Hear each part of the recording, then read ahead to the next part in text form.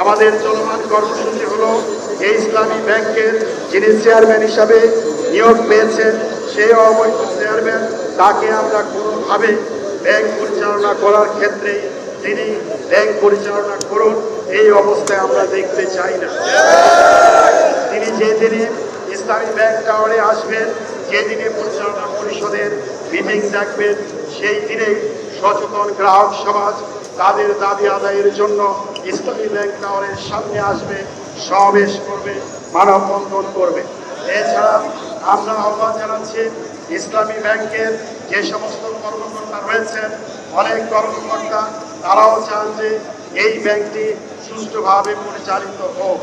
আমরা ইসলামী ব্যাংকের সকল পর্যায়ের কর্মকর্তা যারা আছেন, কর্মচারী যারা আছেন, তাদের প্রতি আমরা আহ্বান জানাতে চাই ব্যাংকের সুষ্ঠু পরিচালনার স্বার্থে, নতুন ব্যবস্থাপনা পরিষদের স্বার্থে এবং নতুন চেয়ারম্যান নিয়োগের জন্য আপনারা কর্মবিরতি পালন করুন। যদি আমরা আহ্বান জানাবো আগামীকাল আমরা 2 ঘন্টা কর্মবিরতি পালন করে এই দেশের 3 কোটি গ্রাহকদের সাথে আপনারা একাত্মতা পোষণ করেন।